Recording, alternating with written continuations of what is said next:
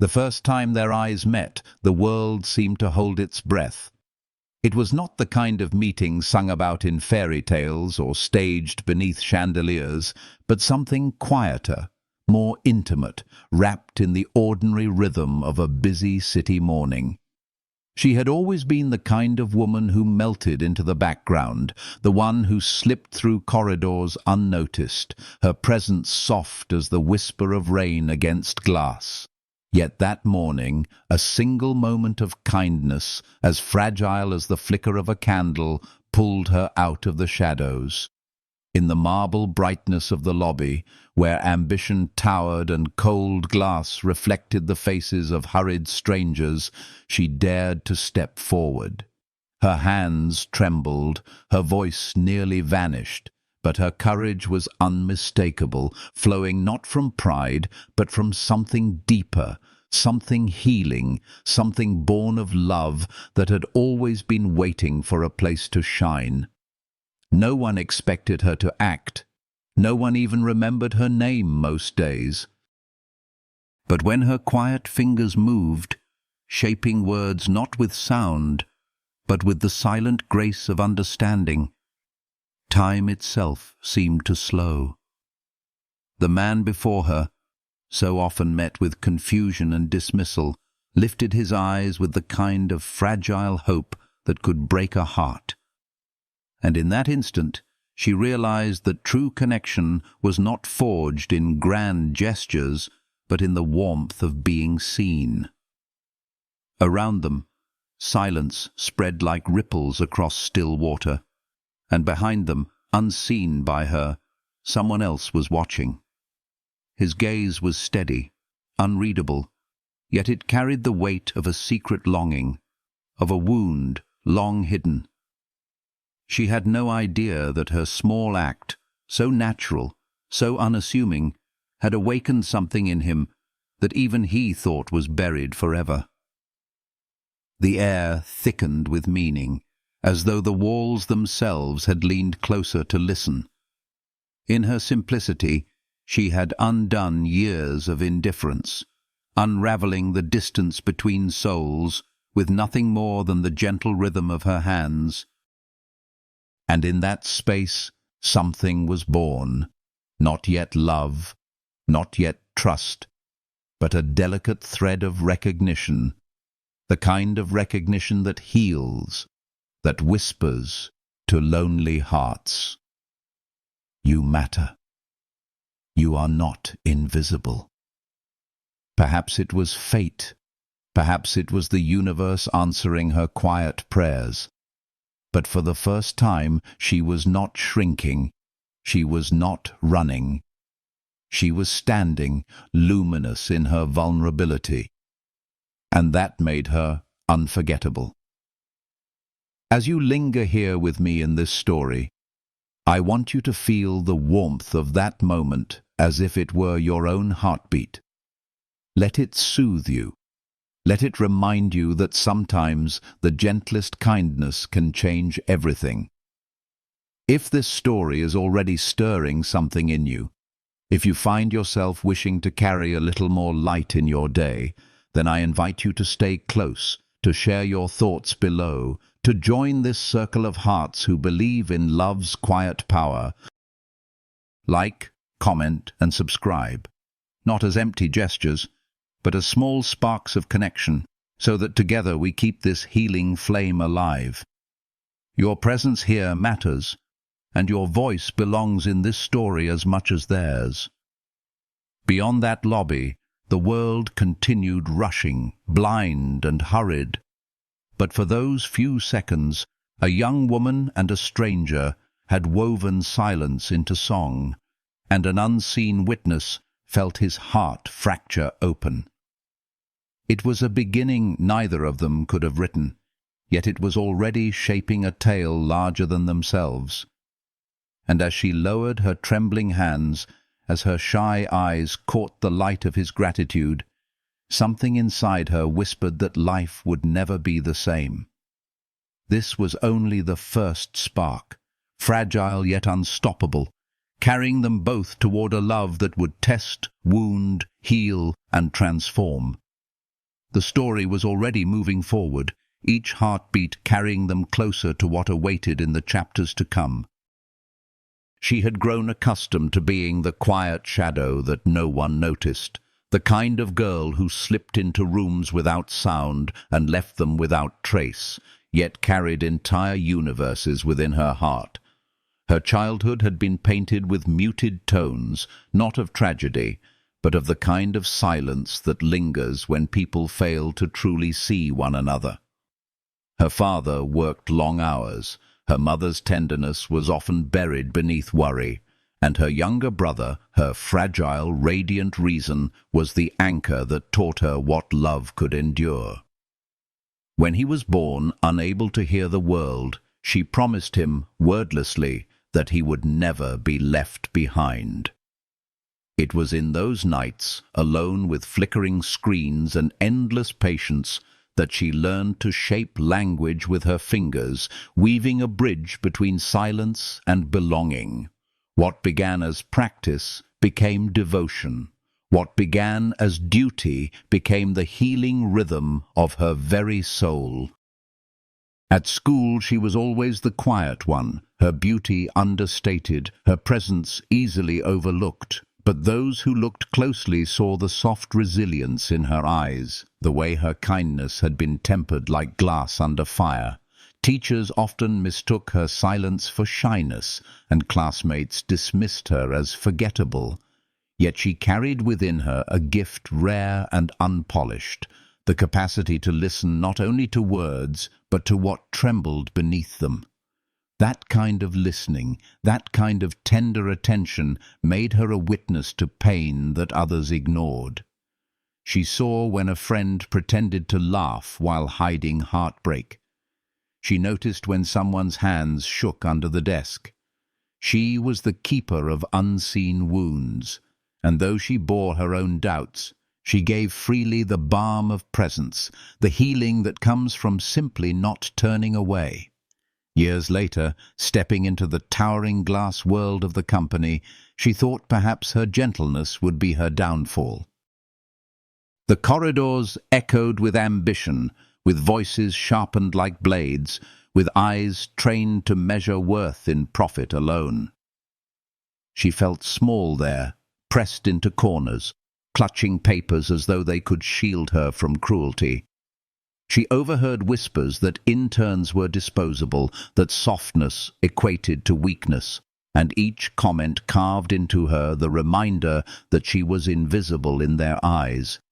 Still, she endured, because she had learned long ago that invisibility was sometimes a shield, a way to observe the storm until it passed. But fate, with its quiet insistence, was already weaving her into a narrative she could not escape. What she could not know was that her life was quietly preparing her for the moment when silence itself would be her strength. The long nights spent learning to sign, the afternoons spent comforting her brother when the world felt too loud even without sound, the patience she carried like a second skin, all of it had been rehearsals for a single encounter. And when that morning came, when her trembling hands lifted to greet a stranger who had long been denied a voice, the universe whispered back, "You are ready." She did not step forward because she wanted recognition. She stepped forward because her heart, bruised yet healing, could not bear to see someone else lost in the same loneliness she had known too well. Behind the surface of her soft gestures, another story had been unfolding. The man who watched her in silence from the shadows was not merely a curious observer. He was a man whose heart had once been split open by loss, who had sealed his grief beneath walls of glass and marble, believing that feeling less was the only way to survive. Yet in her, in this girl who believed kindness should never be hidden, he saw a reflection of what he thought was gone forever. He saw courage in trembling hands, devotion stitched into every movement, and something within him began to stir, something dangerously close to hope. For her, The act was simple. She remembered her brother's eyes, the years of practicing love in silence, the promise that no one should be left behind. For him it was revelation, that softness could be stronger than power, that healing could come from places least expected, that perhaps life still held the possibility of redemption. And so, without knowing, their lives began to intertwine, not in dramatic declarations or sweeping gestures, but in the subtle, almost invisible current that runs between two souls destined to recognize each other. Her days that followed carried the same routine: papers, emails, the quiet avoidance of sharp voices and sharper looks. But something inside her had shifted. She no longer felt entirely unseen. The memory of that morning lingered like a gentle flame, warming her in moments when doubt threatened to swallow her.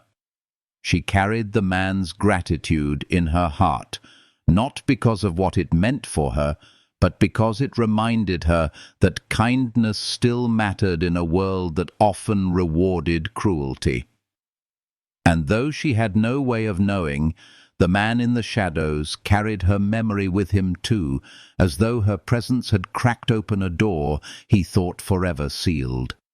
The days would soon test her resolve, pulling her into storms that would shake her sense of worth, drawing jealous eyes and whispered judgments. Yet in that fragile beginning, where love had not yet spoken its name but had already begun to breathe, there was a promise. A promise that even broken hearts could find healing, that even invisible souls could be seen, and that perhaps love itself was waiting in the quietest corners, ready to rise when least expected. And as the light of that memory stretched into the corridors of her life, the next chapter of her story was already unfolding, step by step, drawing her closer to the moment when she would have to choose whether to retreat into the safety of shadows or step fully into the dangerous, luminous realm of being known. The first time she saw him clearly, without the veil of distance or the distraction of hurried footsteps, it was as if the architecture of the room itself had bent to frame him. He stood in quiet command, not needing to raise his voice or force his presence, for the air around him seemed to shift naturally in deference. To the rest of the world he was power, measured in glass towers, sealed contracts, and the weight of decisions that could tilt entire futures. To her, in that fleeting moment, he was something altogether different. His eyes, grey and piercing, did not merely observe, they searched, as though behind her trembling courage he recognized a language he had forgotten how to speak. There was no warmth on the surface, but there was gravity, the kind of silent gravity that pulls without permission. And though she did not know it, her small act of kindness had already marked her in his thoughts, quietly dislodging a stone from walls he had spent years constructing. For days his presence shadowed hers, never intrusive, yet always felt like a pulse beneath the skin. In meetings his gaze would linger longer than necessary, though his words remained wrapped in formality. Others whispered that the CEO's sudden appearances in their department were a test of performance, a show of authority. She, however, felt the weight of something more intricate. His eyes were not measuring spreadsheets or polished pitches, they were studying her. The way she bent toward others with patience, the way her quiet, healing presence softened sharp tempers in the room, the way she carried empathy as naturally as breathing.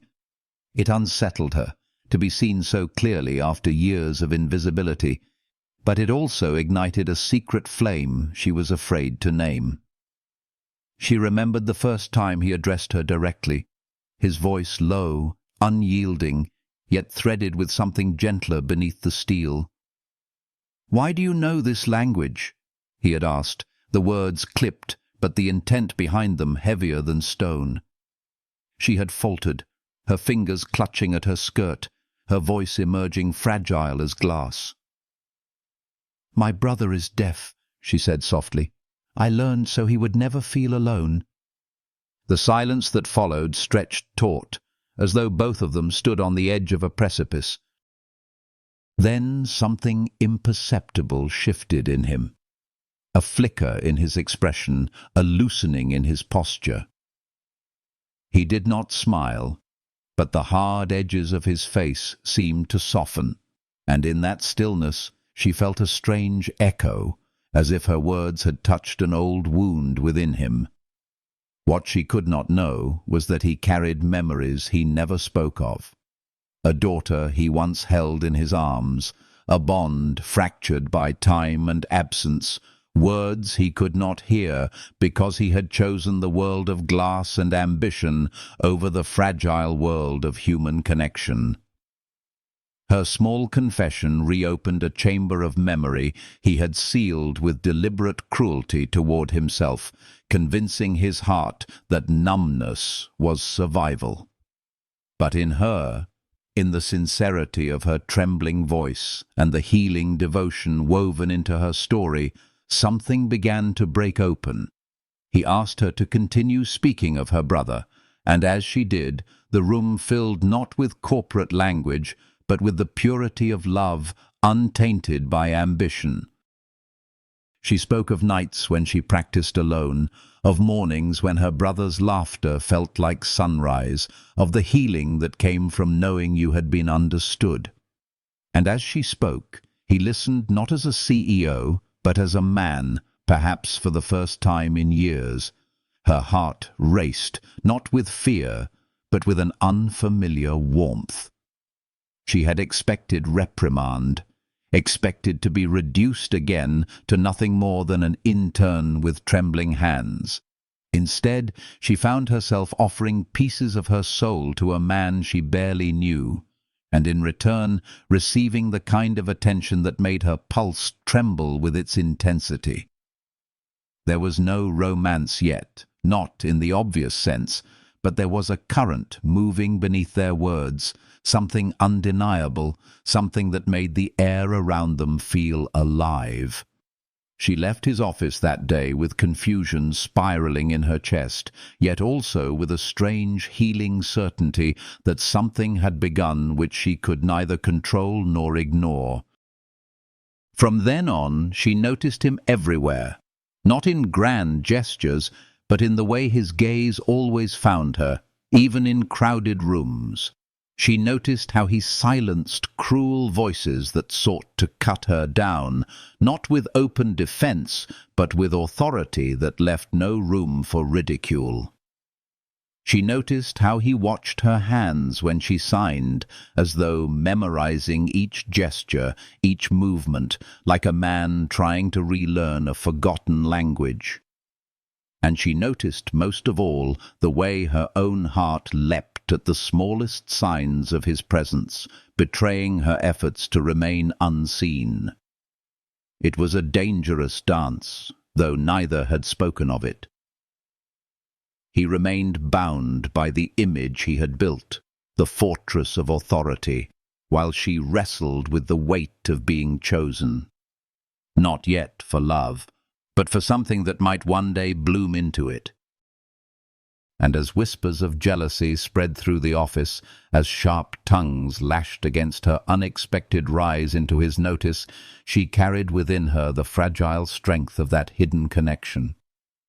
She did not yet understand where it would lead, but she knew it was real as the beating of her heart, as real as the warmth she felt every time his eyes lingered too long. The world around them began to shift slowly, quietly, like the subtle tilt of the earth before a season changes. He had once lived untouched by such things, burying himself in endless work, believing intimacy a luxury he could no longer afford. Yet now, in her presence, cracks had begun to form in the walls he had so carefully built. Through her vulnerability, she offered him something more valuable than loyalty or ambition. She offered him healing. And though she remained unaware of the depth of his watching, unaware of how much of his silence was filled with her presence, she was already becoming the axis upon which his world turned. It was not yet love declared in words or sealed in touch. It was the slow burn of recognition, the quiet stitching together of two wounded souls who had forgotten that healing was possible. It was the prelude to a storm that would test them both, the beginning of a symphony written not in grand overtures, but in the gentle, persistent notes of being seen.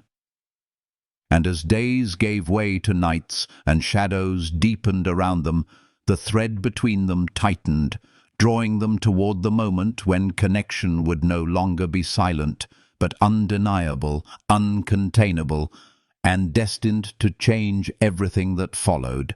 The days that followed moved with a rhythm that felt both ordinary and strangely heightened, as though every small moment carried a hidden pulse guiding them closer together. She went about her work with the same quiet diligence, yet there was an undercurrent of awareness now, an invisible thread pulling her gaze whenever he entered a room. The world around them might have seen only formality, meetings, presentations, the shuffle of papers, and the steady march of ambition, but beneath the surface something unspoken grew. It was delicate, unhurried, yet undeniable, a warmth that hummed softly in the silence between glances.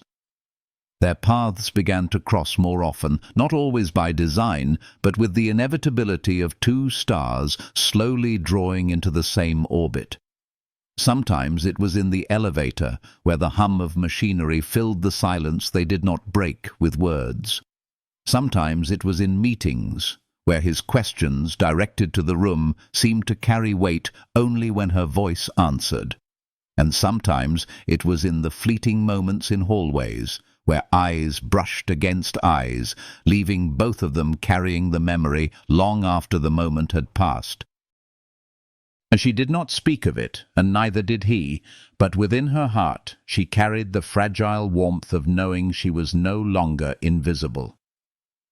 There was a particular afternoon when the office seemed unusually still, sunlight pouring through wide windows like threads of gold, catching dust motes that danced in slow spirals. She was working late, absorbed in a task no one else wanted, when she heard the low sound of his voice across the room.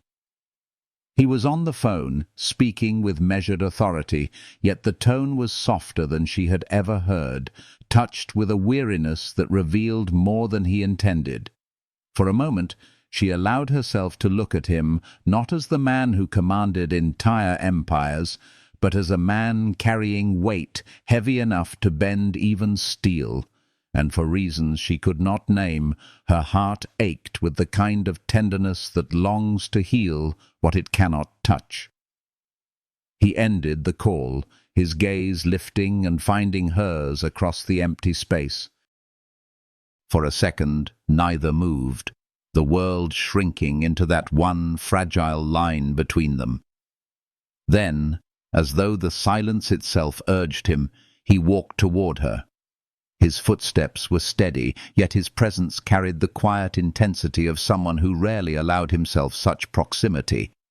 "You're still here," he said, his voice low, almost more observation than question. She nodded, her fingers fidgeting with the edge of her notebook.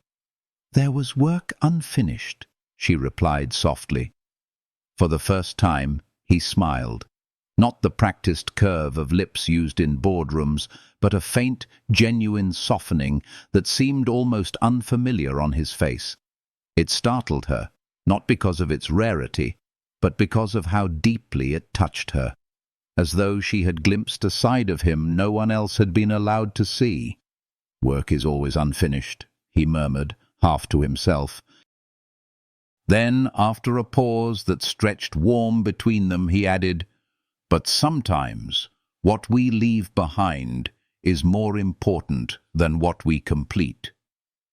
His words lingered in her chest, healing in ways she did not fully understand. They began to share small conversations in those quiet hours. Fragments of their lives slipped between the larger machinery of the world they inhabited. He spoke sparingly, each word chosen carefully, but in the spaces between sentences she could feel the weight of a man who had once loved deeply and lost, who had chosen walls instead of windows, who had forgotten what it meant to be truly seen. She listened, not only with ears, but with the same gentle attention that had guided her since childhood. And in her listening, he felt something he had not felt in years. Relief. The relief of not carrying every burden alone, of letting silence be filled with the presence of another soul who did not demand, but simply remained. Her own heart began to shift in those encounters. Where once she carried only doubt and the fear of vanishing, now she felt a quiet strength rising within her, a sense that her gentleness was not weakness but light. It was as though every word he spoke, every glance he allowed, wove into her a reminder that healing could flow both ways, that the compassion she had always given could return to her in the form of being truly seen. She did not yet call it love, though her nights were filled with thoughts of him, her mornings heavy with the memory of his gaze. She only knew that something was growing, fragile but real, and it carried the promise of something more. And yet, as their connection deepened, so too did the shadows around them. Others noticed the way his attention drifted toward her, the way her presence seemed to hold him in moments when nothing else did. Whispers began to coil like smoke, sharp voices disguised as casual remarks. She felt the sting of it in passing glances, in cold silences that fell when she entered a room. The jealousy of those who feared her quiet rise pressed against her, testing the strength of her newfound courage. It was a test she had not chosen, but one she would have to face, because the world rarely forgave a woman who dared to step into light without permission. He noticed, too, though he said nothing, though his expression remained composed, his eyes carried the knowledge of every cruelty she endured. And while he could not shield her from it openly, he began to weave his protection subtly. An approving word in meetings, a seat drawn for her at the table, a silence that fell when his authority left no room for mockery. These gestures were small in appearance, yet to her they were everything. They were proof that even in the midst of hostility she was not alone. And in those moments her heart whispered what her lips could not, that perhaps this was what healing felt like, to be chosen, to be defended, not for show, but for truth. Their story was still only beginning, fragile as dawn, but already it carried the marks of something greater. They were two souls, scarred and cautious, moving toward each other not with haste, but with the steady inevitability of hearts learning to recognize their own reflection. And those storms waited just beyond the horizon, though challenges would rise like mountains before them, in that quiet stretch of time, with golden light spilling across the empty office and unspoken words lingering in the air. They both knew, without yet admitting, that they had found something rare, something worth holding, something that could one day become love. The storm that had been quietly gathering finally broke when the moment of trial arrived, sweeping her into a stage she never thought she would stand upon.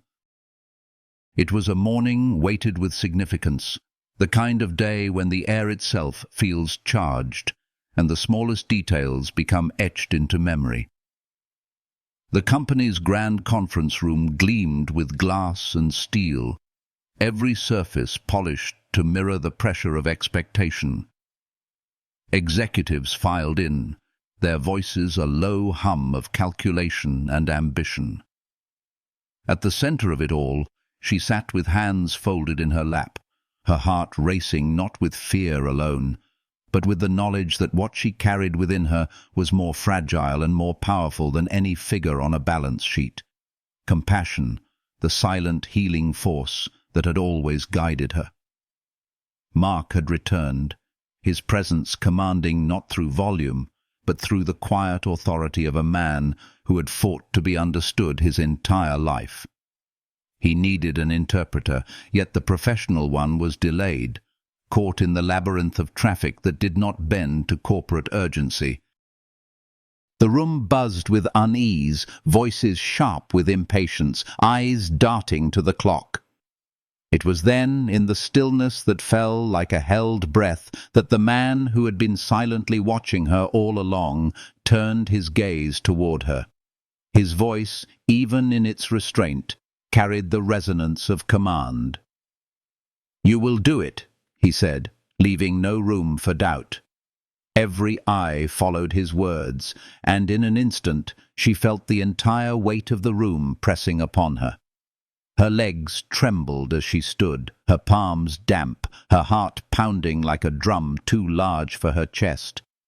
She had interpreted before in moments of quiet intimacy, but never here, never with the future of a project balanced on her trembling hands.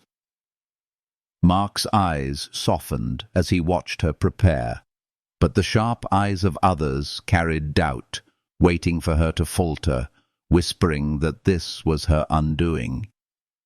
She began to sign, her fingers shaping familiar words, but fear tangled itself into her movements. The phrases she had once mastered faltered, technical terms slipped away, and confusion flickered across Mark's face. The sound of muffled laughter rippled through the room, a cruel reminder of how fragile confidence can be. She caught sight of a smirk, sharp and triumphant, from one who had always seen her as a threat, and her heart cracked under the weight of it.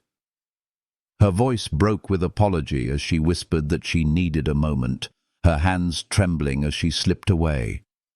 In the solitude of the restroom, tears fell freely, and the mirror reflected not the woman she longed to become, but the fragile girl she thought she had left behind. Doubt whispered to her that she had overstepped, that kindness and courage were not enough in a world built on perfection and ruthless strength. Yet, even in her despair, healing words found her, carried by an elder's voice, soft, weathered, and full of quiet faith. He reminded her that courage was not in flawless execution, but in the willingness to rise, to keep showing up even when the world laughed. His words wrapped around her like a cloak, lifting her trembling spirit and steadying her breath. When she returned to the room, the professional interpreter had arrived, restoring order to the proceedings. Yet something had shifted. The man at the head of the table was watching her with unusual intensity, his expression unreadable, but his eyes carrying a weight she could not name. And then, when the meeting drew to a close, Mark spoke words that changed everything. He requested her, not as a substitute, not as an intern fumbling through a task, but specifically, deliberately, as his chosen interpreter for the following day. His reason cut through the stunned silence like truth-breaking chains. She translated not just words, but intention, emotion, humanity itself. It was the rarest gift, he said, one that no technical perfection could replace. In that moment, the room that had been her stage of humiliation transformed into a stage of revelation. She realized that failure had not destroyed her. It had revealed her worth. The man in the shadows, the one who had spoken her name with authority and tested her courage, did not correct Mark's choice.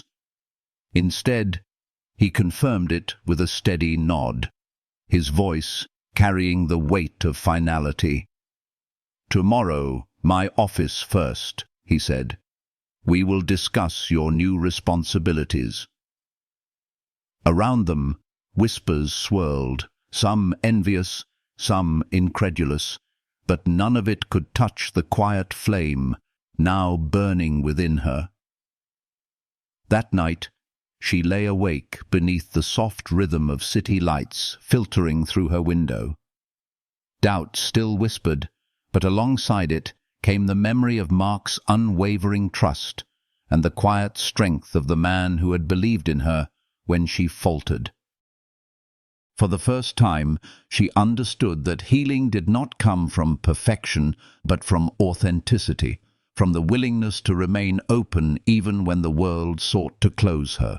She drifted into sleep with the sense that her story was only beginning, that love and trust were weaving themselves silently through the fabric of her days. By dawn, she rose with steadier hands, the fragility of the night replaced by a quiet determination. The corridors that once made her feel invisible now seemed narrower, as if guiding her forward to a destiny she had not chosen, but that had chosen her. And as she stepped into the golden light of morning, carrying both her fear and her hope, she sensed that the next encounter would change everything. Not just her place in the company, but her place in his heart, and in the delicate, healing story that was unfolding between them. The morning she entered his office, everything felt suspended, as though time itself had slowed to measure each breath, each step she took toward a destiny she could barely comprehend. The room, with its vast windows stretching into a sky tinged with gold, seemed less intimidating than before, though it still bore the weight of a man who had shaped it in his image, sharp, efficient, unyielding. Yet today, something softer lingered in the air.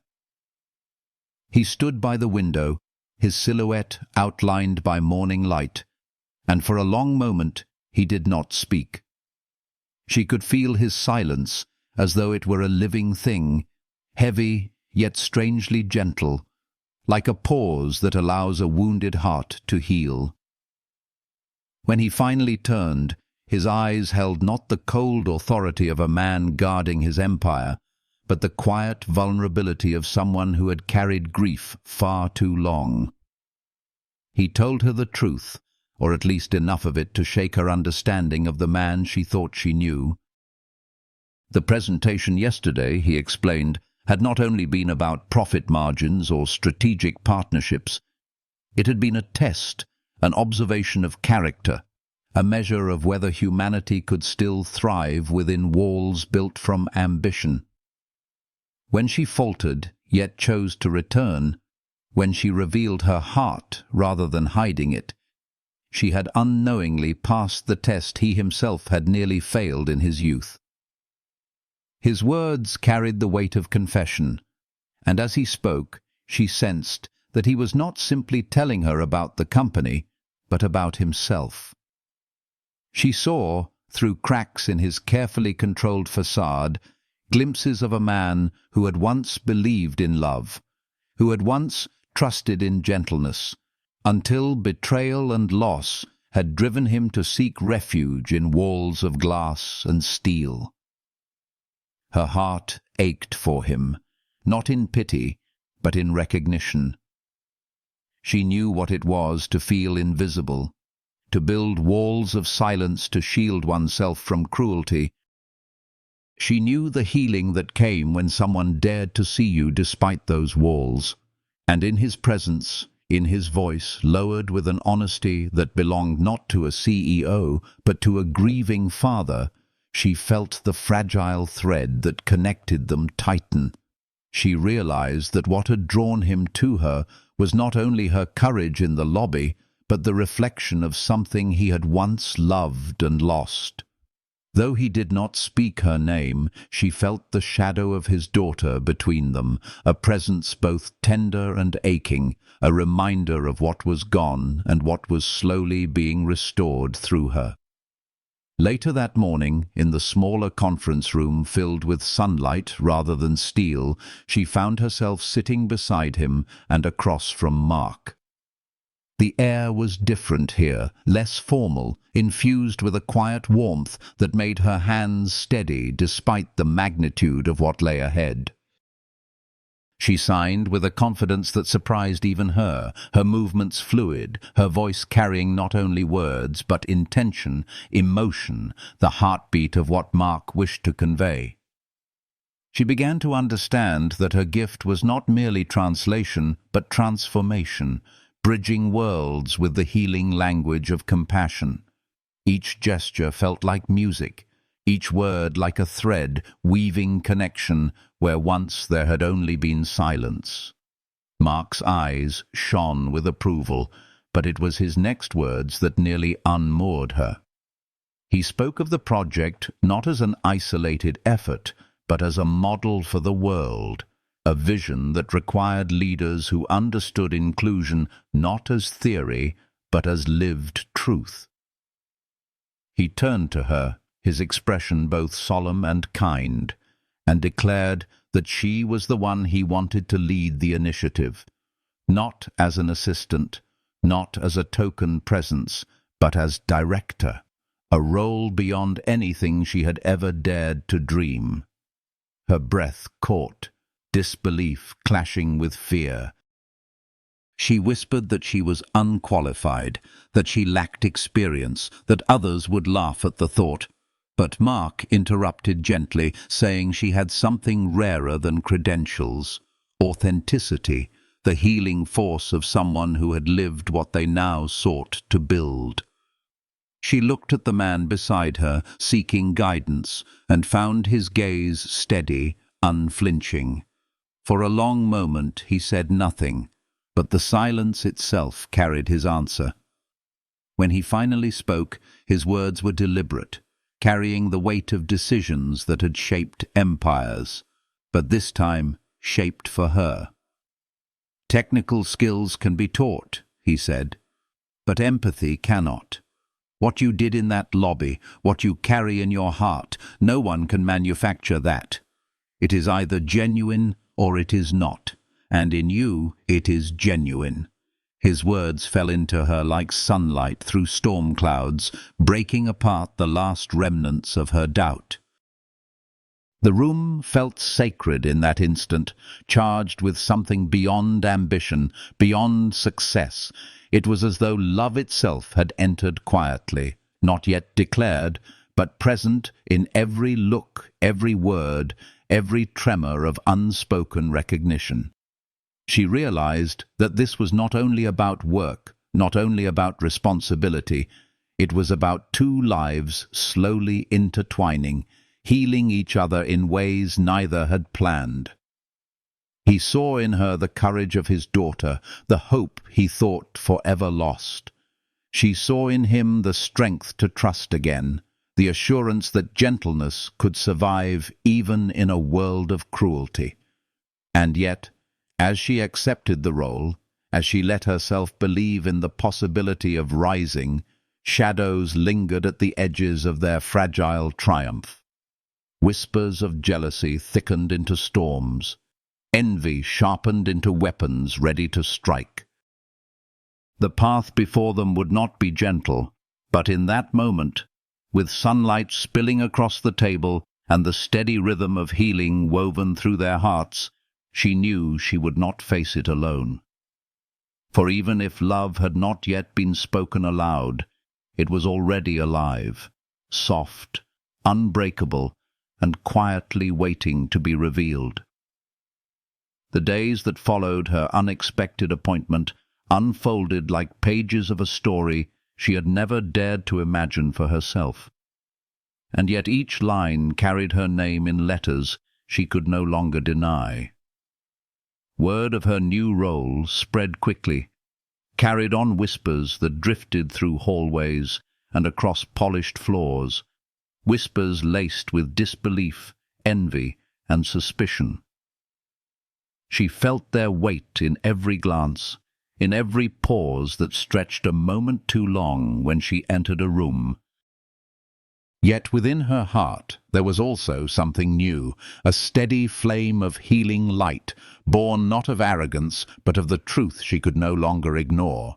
She had been chosen not by accident, not by favoritism, but because she carried within her the rare gift of connection.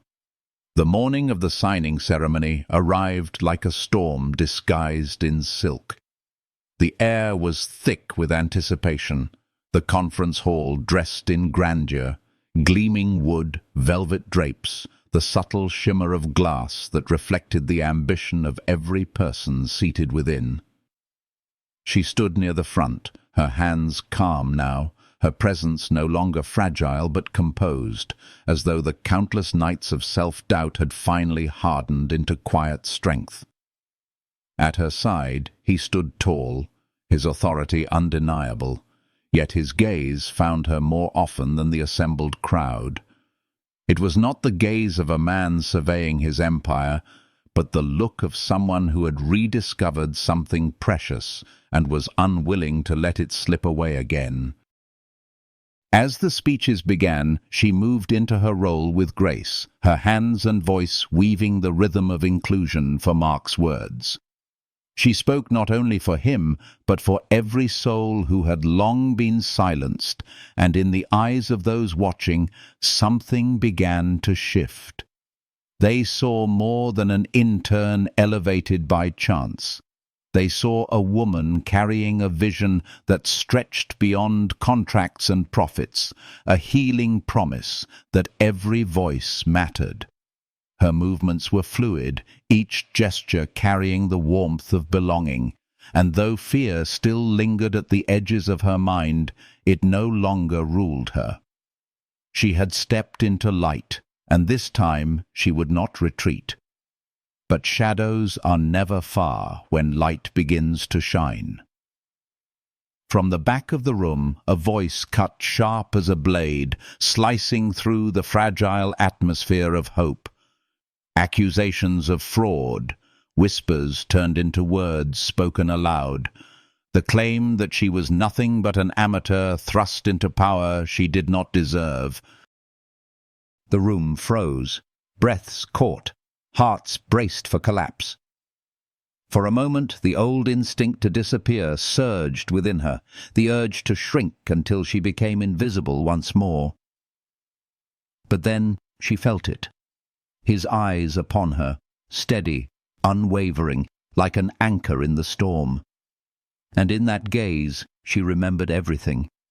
Her brother's laughter, the years of silent devotion, the man who had trusted her when no one else had.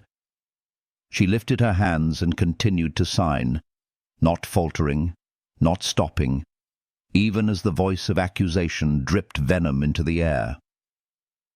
Her steadiness became its own answer, and when Mark rose, his words carried the thunder of truth. He declared that what she gave was more than translation. It was humanity itself, the essence of communication that no degree could teach. The applause that followed rose like a wave, sweeping away the remnants of doubt, leaving the accuser pale and defeated. And then, slowly, deliberately, the man beside her stood, his authority filling every corner of the hall. His words were few but final, carrying a weight that silenced every whisper. She would lead because he had chosen her, because Mark had chosen her, and because her gift was undeniable. In that moment, the fortress of envy crumbled, leaving only the clarity of truth. When the ceremony ended and the crowd began to disperse, he moved to her side, his expression softened by something she had rarely seen in him: peace.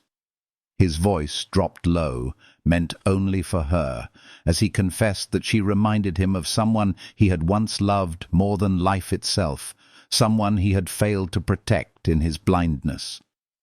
The grief in his words brushed against her heart like a shadow. Yet it was not despair alone. It was the fragile healing that comes when a wound is finally touched with honesty. She did not answer with words, for none were needed.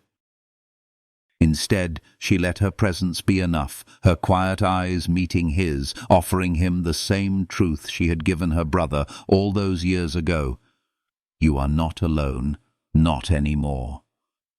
Their bond deepened in that unspoken vow, forged not in passion's haste, but in the slow weaving of trust and shared wounds. She understood now that love was not always declared in grand gestures, but lived in the constancy of being there, of refusing to turn away when storms raged. And though they had not yet spoken the word love, though the world around them would surely test what had only just begun, there was no denying the truth written in the silence between them. It was the kind of truth that heals, the kind of truth that endures, the kind of truth that waits patiently to be named.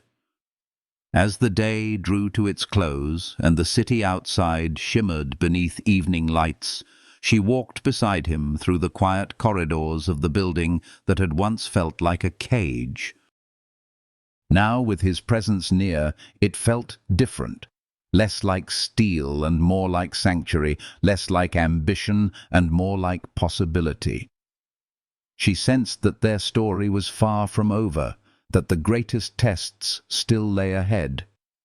But for the first time, she felt ready, ready to face the shadows, ready to rise when the world sought to push her down, ready to walk into the unknown with him at her side. And as the doors closed behind them, sealing the echoes of the day, she carried within her a certainty as gentle as it was unshakable. This was only the beginning, and what was unfolding between them was not fragile but destined, a healing flame that no storm could extinguish.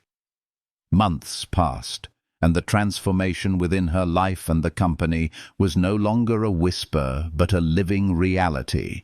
The initiative she had been chosen to lead blossomed beyond anyone's expectations, touching lives in ways that figures and charts could never capture. What had begun as a fragile chance offered to a shy girl had grown into a movement, a wave of inclusion and compassion that reshaped not only the workplace but the hearts of those within it. She no longer walked the corridors as an invisible shadow. She walked with quiet authority, her steps steady, her presence luminous. Yet the truest change was not found in the titles on her door or the applause in meetings. It was in the healing that flowed through every moment, in the way she had learned to carry her light without fear, and in the way he, once untouchable in his solitude, now allowed himself to stand beside her. The man who had once ruled with silence had begun to soften, not in weakness, but in rediscovered strength. Meetings that were once purely numbers now carried space for listening, for stories, for the acknowledgement of humanity. He began to smile more often, not the practiced curve of a corporate leader, but the rare, unguarded smile of a man who had finally found peace in his grief. In her, he had not only seen the reflection of his daughter's memory, but the living reminder that healing is possible, that brokenness is not the end. He stood at her side during public events, his presence no longer cold marble, but warm stone, steady and unshakable. And in private, in the quiet exchanges of glances and words unspoken, their bond deepened into something that could no longer be denied. It was not hurried, not loud, but it was real, steady as breath, tender as dawn. One evening, after a long day that had left both of them weary, they found themselves alone in his office, the city lights glowing softly beyond the windows. The air carried the hush of something sacred. She sat across from him, her hands folded, her heart full of words she had never dared to say. He looked at her with eyes that no longer hid behind distance, eyes that had learned to trust again. For a moment, silence wrapped around them, not heavy, but comforting, like a blanket of understanding. Then, almost imperceptibly, he reached across the table, his hand covering hers. It was a simple gesture, yet it carried the weight of years of loneliness dissolving into presence. She did not flinch, did not withdraw. Instead, she let her fingers rest beneath his, warm, steady, healing. Neither spoke of love, for the word seemed too small to contain what was forming between them. Their connection was not built on the fire of sudden passion, but on the quiet weaving of two lives, scarred yet resilient, finding in each other the courage to remain open. Love was there, not in declarations, but in the way he watched her when she laughed with her brother during office visits, in the way she listened to his silences without demanding explanations, in the way they had become anchors for one another in a world that often sought to pull them apart. Their love was not a blaze to be consumed quickly. It was a flame that healed, a flame that promised to endure. The culmination of their journey came during the launch of the initiative, a grand event attended by leaders, advocates, and communities whose lives would be changed by what had begun in a quiet lobby months before. She stood on stage, her voice steady, her hands moving with grace, her presence radiant. She spoke of invisibility, of the pain of being unseen, and of the courage it takes to step into light. Her words carried across the room like balm, healing wounds long left unattended, reminding every soul that kindness was never meant to be hidden. In the front row, he watched with pride, not for her position, but for the woman she had become, the woman who had taught him to feel again. When applause erupted, it was not only for the initiative, but for the truth she embodied, that love and kindness, when carried with courage, can transform even the hardest of worlds. Later, as the crowd dispersed and the echoes of her speech lingered, he approached her backstage. No words were exchanged, for none were needed.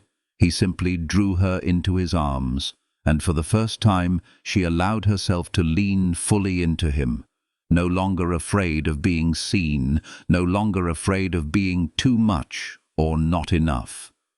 In his embrace, she felt the healing she had always offered others returning to her at last, and in her presence, he felt the grief he had carried alone for so long finally soften into memory, no longer a wound but a scar that spoke of survival and love renewed.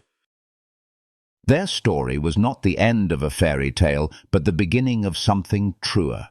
A love built on seeing and being seen, on healing and being healed, on the quiet miracle of two souls who had once lived in silence, now finding music in each other. The world outside would still test them, but within their hearts there was now a bond that could not be broken. It was love, pure and unpretentious, destined to endure. And as you reach this moment with them, let it be more than just their story. Let it be a reminder for your own heart that kindness matters, that healing is possible, that love can find you even in the most unexpected of places. If these words touched something within you, if they stirred light in a quiet corner of your soul, I invite you to share your voice here. Like, comment, and subscribe, not as routine gestures, but as threads of connection in this circle we share. Your presence matters, your story matters, and together we keep this healing flame alive.